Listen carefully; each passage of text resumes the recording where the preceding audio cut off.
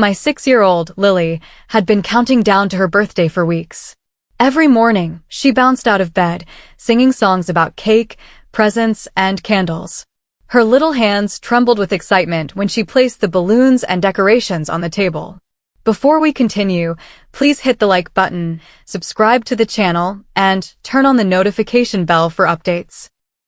She had drawn herself a bright, smiling birthday card with glitter all over it and kept showing it to anyone who would look. I watched her from the kitchen, heart swelling. There's nothing like the joy of a child celebrating a milestone, nothing quite like their excitement radiating in the air. And yet, even as I smiled, I had a creeping sense of tension. My parents, Margaret and Peter, had always had favorites in the family. And today, I feared Lily might be the target of that bias. We invited the family over, cousins, aunts, uncles, everyone. Her cousin Ryan, 8 years old, was already at the table, bouncing in his chair like he owned the world. My parents' eyes twinkled whenever he spoke, smiled, or showed off. I had seen it before. The subtle, almost imperceptible preference, the unspoken message that some children's happiness mattered more than others. But I had hoped this birthday would be different. I hoped this day would be about Lily.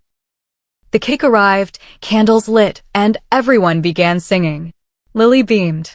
She stepped forward, ready to make her wish and blow out the candles. The room was filled with the warmth of family and the smell of vanilla frosting. I could see her little hands shaking with excitement. Then Margaret spoke. "No, Lily," she said, her voice calm but firm. "You're not blowing the candles this year. Ryan deserves it more." I froze. My stomach dropped. Did she just say what I thought she said? My daughter's eyes widened, confusion and hurt flashing across her little face. She looked at me, silently pleading, and I had no words. Lily's tiny voice quivered. "But it's my birthday." Margaret didn't budge. Peter smiled faintly, as if to reinforce the idea. "It's just the way things are, Lily. Ryan matters more." I could feel my hands tighten into fists. My heart was pounding, but I stayed calm. Because I knew if I lost my temper here, in front of everyone, it would only escalate the humiliation. And Lily didn't deserve that. Not on her special day. The room went quiet. All eyes turned to Lily, waiting for her reaction. She froze completely, the light in her eyes dimming.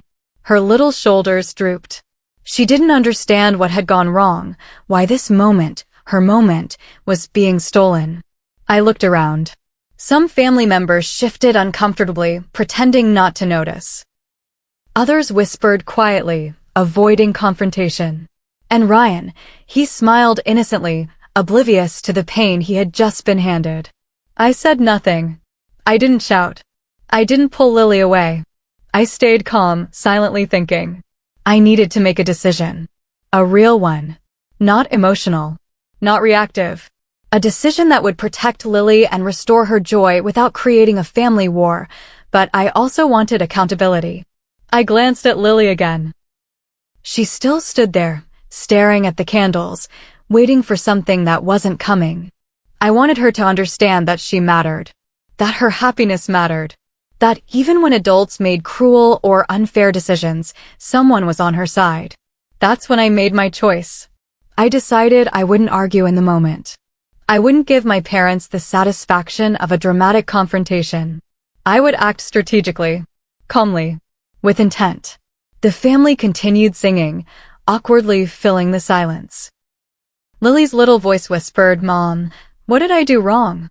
My heart broke for her. But I held back. I knew that patience, observation, and timing would give me the advantage. Because in situations like these, yelling rarely works. Tears rarely change adults who have long patterns of favoritism. But proof? Evidence? Calmly taking control and ensuring accountability? That works. I could see the rest of the family staring. The tension was thick. I knew everyone had noticed the unfairness, even if no one said it.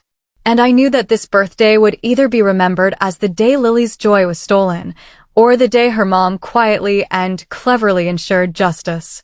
The candles flickered in the center of the room. Lily's little fingers itched to blow them out. But instead, she looked at me, her eyes silently asking why. And I made a decision right there. One that would change the dynamic in the room, shift the power, and protect my daughter in a way they never expected. I stayed calm, collected, and waited. The next morning, I placed something on the table. Something that would make my dad freeze the moment he saw it. Something that would make my parents finally confront the consequences of their favoritism. And that morning, when my dad looked down, the entire house went silent. Have you ever watched a child's excitement get stolen in front of everyone? It's a feeling that sticks with you, a punch to the gut you can't ignore. That's exactly what happened to Lily that day. The moment the candles were lit, the room shimmered with warmth and cheer. Balloons swayed slightly from the faint breeze of the overhead fan, the aroma of freshly baked vanilla cake mingling with chocolate frosting. Lily's face glowed, her wide eyes sparkling with the kind of pure joy only a 6-year-old can feel. She bounced slightly on her heels, clasping her little hands together. Then my parents spoke. "No, Lily," Margaret said, her voice deceptively calm. "You're not blowing the candles this year. Ryan deserves it more." Time seemed to slow. Lily froze. Her tiny fingers hovered over the table. Her eyes darted between her parents and me. Confusion, hurt, disbelief. They all washed over her face in a single expression. The kind of expression that makes a mother want to scoop up her child and protect her from the world. "Mom, why?" Lily whispered, her voice trembling. I could feel my jaw tighten, my blood pressure rising, but I stayed still. Calm. I couldn't react out loud, not yet. Because in that moment, my reaction wouldn't just be about anger. It had to be about protection. About strategy. About ensuring Lily's innocence and joy didn't completely vanish. The room went silent. A few relatives shifted uneasily. Some looked away, pretending nothing had happened. Others whispered, subtle snickers betraying the fact they found this funny. Ryan, oblivious to the weight of the moment, leaned forward with a grin, ready to accept the honor his grandparents had handed him. Lily's little shoulders slumped. The life drained from her excitement. Her wide, happy eyes now filled with confusion. She didn't understand. How could she? How could a moment meant for her own birthday, her own happiness, be stolen with such casual cruelty? I glanced at her, my heart hammering. She looked at me like I held the answers to the world's unfairness. I wanted to yell, to scream, to rip the candles off the cake and tell my parents exactly what I thought. But I didn't. I knew that would escalate things. It would embarrass Lily further, and it would give my parents exactly what they wanted: chaos, tears, and drama. So I stayed calm. I watched Margaret gesture toward Ryan, signaling him to step forward. She smiled, the kind of smile that conveys approval, reward, and control all at once. Peter nodded subtly, reinforcing her decision. And then something remarkable happened. Lily, despite the hurt, held her ground. She didn't protest loudly. She didn't cry. She simply froze, trying to process what had just happened. And in that frozen moment, I realized something. Strength isn't always loud. Sometimes it's quiet. And I needed to channel that quiet strength to protect her. Other family members exchanged glances. My cousin muttered, "Wow," under his breath. My aunt shifted uncomfortably in her chair, sipping coffee, clearly unsure if she should intervene. But no one did. The room waited. They waited for Lily to break, or for me to explode. But I stayed silent. Ryan, oblivious to the tension, reached over and gently patted the cake. His little fingers brushed the candles as if he instinctively knew he was being handed something that didn't belong to him. The injustice of it made my stomach twist. I saw Lily look down at the cake, then up at me, her lips trembling. She whispered again, almost inaudibly, "Mom, it's my birthday." My heart ached. The unfairness of it all was suffocating. But I had made a choice. I would not react immediately. I would not feed their bias with confrontation. I would act strategically. I thought back to everything my parents had done over the years. Small moments of favoritism, subtle disregard, unspoken hierarchies that put Ryan above Lily. This wasn't just about a birthday cake. This was a pattern. A lesson in bias that needed to be addressed. And I had a plan. One that would teach them a lesson, protect Lily, and restore her confidence without losing my temper. But the timing had to be perfect. Any premature action would risk further humiliation for her. So I watched. I observed. I noted every glance, every reaction, every subtle sign that this behavior had been normalized in my family for years. And I knew that when I acted, it would be decisive. It would leave no room for denial. No room for excuse. The candles flickered in the center of the table. Lily's little hands itched to blow them out. But instead, she stood frozen, her eyes wide, looking at me for guidance. And I knew in that moment that my silence was her shield. I stayed calm, even as my heart raced. Because the next steps, though quiet, would be powerful. The next day, when I finally placed what I had prepared on the table, my parents would understand the consequences of their favoritism. They wouldn't see it coming. And Lily? She would finally see that even when adults are unfair, someone is always on her side. Have you ever realized that sometimes the most powerful actions are the quietest? That the moments when you stay calm, observe, and wait are the moments that make the biggest impact? That's exactly what I did that night, as Lily's birthday humiliation hung heavy in the air. After the cake incident, I didn't yell. I didn't storm into my parents' faces. I didn't try to argue with a family used to ignoring subtle cruelty. I simply guided Lily to her bedroom. She held her small hands over her face, trying to hide the disappointment, trying not to cry. But I could see the hurt in her eyes, and it tore me apart. I knelt down beside her bed. Lily, I said softly, I'm sorry they took your moment. But I promise you, this isn't the end of your story. We're going to fix this. She sniffled, peering up at me, her little voice trembling. Mom, why did they do that? I swallowed. How do you explain adult cruelty to a 6-year-old? I told her simply, sometimes adults make unfair choices. But that doesn't mean you're not important. You're the most important person to me, and we'll make sure everyone sees that. After tucking her in, I returned to the kitchen. The room smelled faintly of vanilla frosting, still sweet, a reminder of what had been stolen from her. And I began planning. I needed a strategy. I needed evidence. I needed proof that would make my parents see the consequences of their actions, without turning this into a dramatic confrontation that could hurt Lily further. I thought back to all the times I had noticed favoritism. The subtle bias in birthday celebrations, small victories always given to Ryan first, Lily's achievements downplayed. I knew I had to document these patterns. Not to shame anyone unnecessarily, but to make sure the truth was undeniable.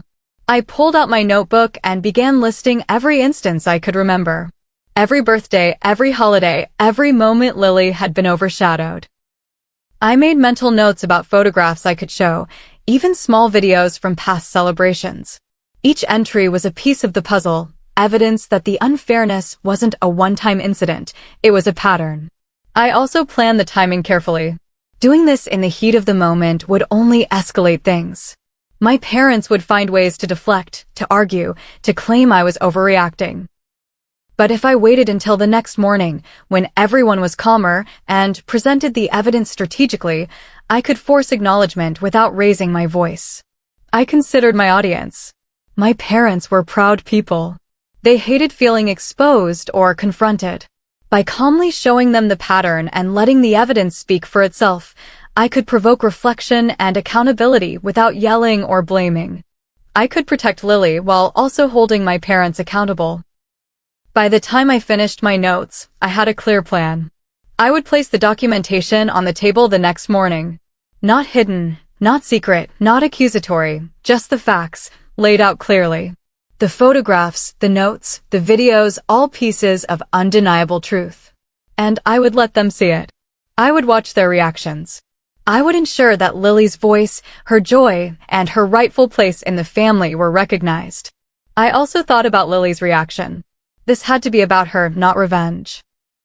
I didn't want her to feel like her birthday had been ruined by conflict. I wanted her to know she mattered, that her happiness was important, and that sometimes adults make mistakes that need correcting, but correction can be done calmly, strategically, and effectively. That night, I barely slept.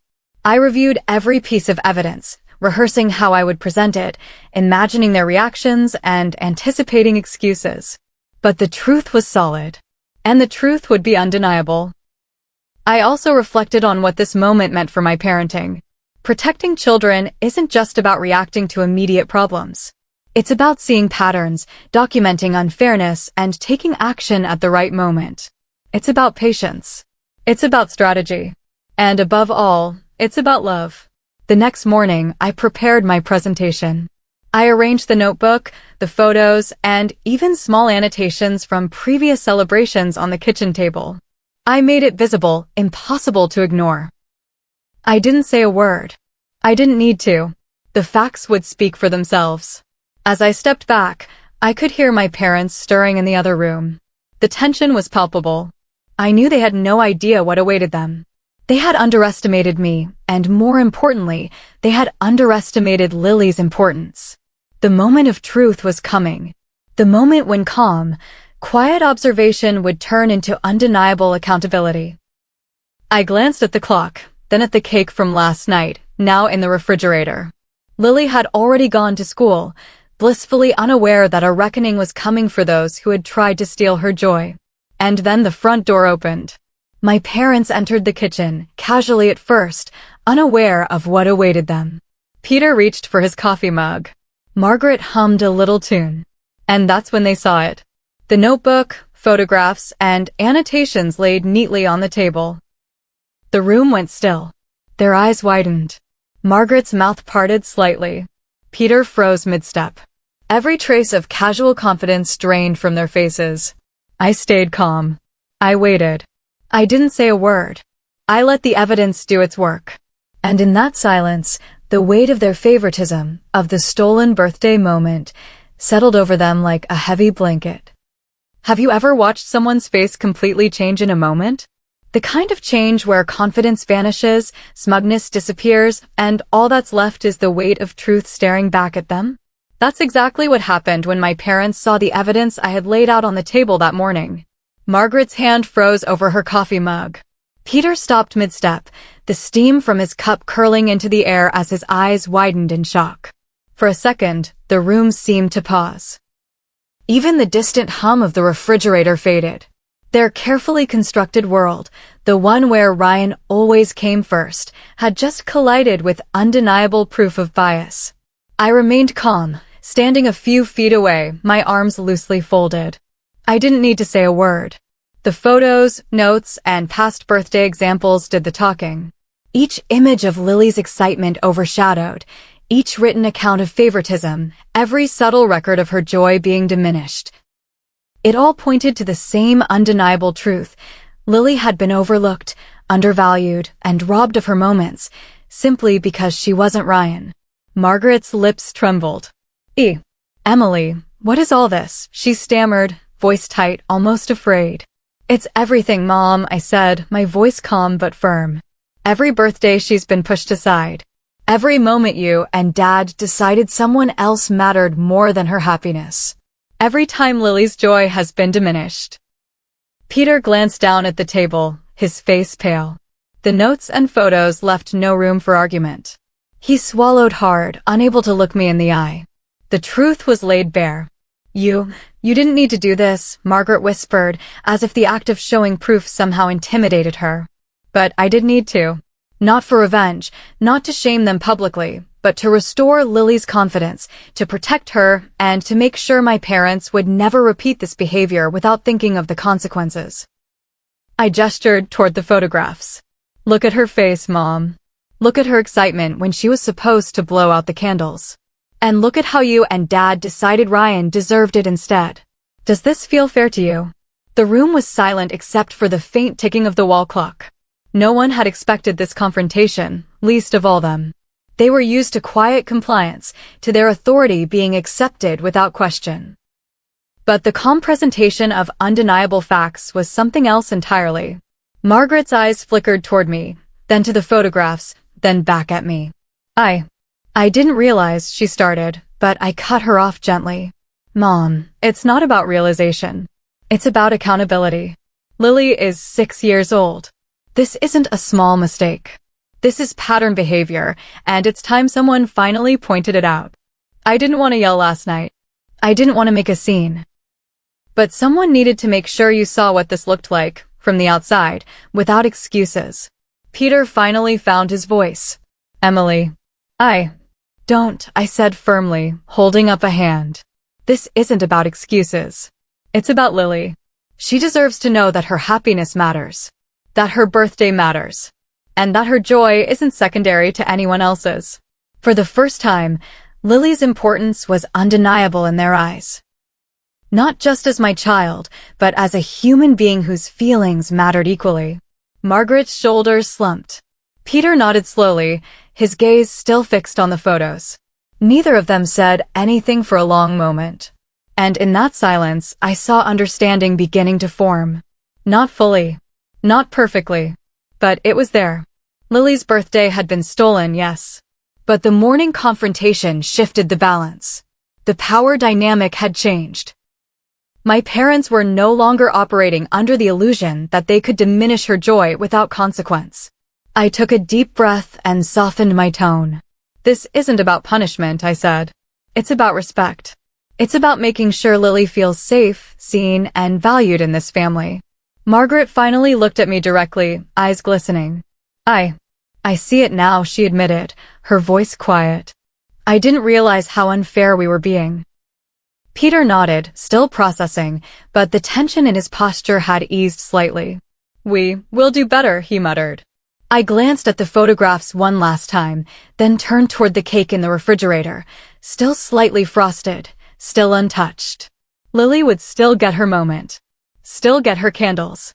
And most importantly, she would get the message that her happiness matters and that her mother would always fight for her, even quietly, even strategically.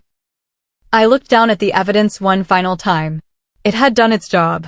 The quiet plan, the observation, the strategic patience, it had worked. My parents finally understood. And Lily? She was safe. Her joy was intact. And yet, I knew this wasn't just about one birthday. It was about every moment where favoritism could creep in, every time a child might feel less important. This confrontation was a lesson not just for my parents, but for anyone watching, for anyone who has felt powerless when injustice was done to someone they loved. The cake was eventually brought out again. This time, Lily held the candles herself. She took a deep breath, smiled, and blew them out, her eyes twinkling with triumph. No one could take that moment from her again, not now, not ever. The house was quiet after the confrontation, but the energy had shifted. It was subtle at first. A pause in conversation, a careful glance from my parents toward Lily, but it was there. The unfairness that had hung over the family for years had finally been acknowledged, and that acknowledgement carried weight. I sat down at the kitchen table with Lily, watching her fingers trace the frosting on her birthday cake. She had a small, triumphant smile, the kind that only comes after being validated, after having your voice heard, even without words. I knew she didn't fully understand the depth of what had happened, but she understood enough. Her happiness mattered, and someone would always fight for it. My parents lingered in the doorway, hesitant. Margaret's face was a mix of guilt and reflection. Peter's jaw was tight, as if he were mentally cataloging all the ways he had overlooked Lily over the years. No one spoke. I didn't rush them. I let them absorb the weight of the evidence and the quiet power of the moment. That day, I realized something important about family dynamics. Often, unfair treatment is subtle. It creeps in quietly, favoring one child over another, diminishing someone's accomplishments, deciding who matters more in small ways. It's easy to overlook until it explodes into a moment like Lily's birthday. And in those moments, your reaction can either escalate the injustice or reclaim control in a way that restores dignity. I chose calm, strategic action over confrontation. I chose evidence over yelling. And that choice didn't just protect Lily's birthday, it sent a message that favoritism, bias, and unfair treatment would no longer go unnoticed. After the cake was brought back out, Lily took her candles, her eyes bright. She inhaled deeply, puffed her cheeks, and blew them out. Everyone watched, and this time, no one interrupted. This time, the moment was hers. Her smile spread across her face like sunlight breaking through clouds. And I knew something profound had shifted, not just for Lily, but for our family. I reflected on what this moment meant for me as a mother. Protecting your child isn't just about reacting in the heat of the moment. It's about seeing patterns, documenting injustices, and taking thoughtful action that ensures the child feels safe and validated. Sometimes, the quietest steps create the most lasting change. I also realized that forgiveness and understanding are parts of family dynamics, but accountability is even more important. Without holding adults responsible, children learn that unfairness is acceptable, that their joy and their voices can be ignored. By calmly but decisively showing my parents the consequences of their favoritism, I was teaching Lily that her happiness, her feelings, and her value are not negotiable. As the day progressed, my parents began to adjust. Margaret offered Lily extra attention, Peter smiled gently, and even Ryan, oblivious for much of the day, sensed the shift. The tension that had been present for so long, subtle, simmering, almost invisible, was gone. At least for now. I sat back and watched Lily laugh as she opened her gifts, a pure, unguarded laughter that reminded me why standing up for her mattered so much. And I thought about the lesson for everyone watching. There is power in patience. There is power in calm, in evidence, in strategic action. And most importantly, there is power in protecting the ones who are too young to fight for themselves. The birthday wasn't just restored, it became a turning point. A turning point for Lily, a turning point for my parents, and a turning point for the family dynamic that had quietly favored one child over another for too long. This wasn't about punishment, it was about recognition, fairness, and lasting change. As the evening came to a close, I looked at Lily and whispered, "You did it, sweetheart. That moment was yours." She grinned, her confidence renewed, and for the first time in a long while, I saw her understand that her happiness mattered as much as anyone else's. For my parents, the lesson had been humbling. For Lily, it had been empowering. And for me, it had been a reminder that standing up quietly but strategically can change the course of someone's life. Sometimes even a child's entire perspective of family love. And for anyone watching this story, the takeaway is clear: unfairness will always exist, but how we respond matters. Protect those who cannot fight for themselves. Document what needs to be documented. Act when the timing is right. And above all, never let someone diminish the joy of a child who deserves to shine. As Lily blew out her candles that second time, I knew the memory of this day would stay with her forever. Not because of the cake, not because of the presents, but because she had been seen, valued, and loved when it mattered most. The quiet victory, the strategic patience, and the undeniable proof had restored what had been stolen. And the house, once tense and awkward, now held the kind of peace that comes from justice done quietly, thoughtfully, and with love.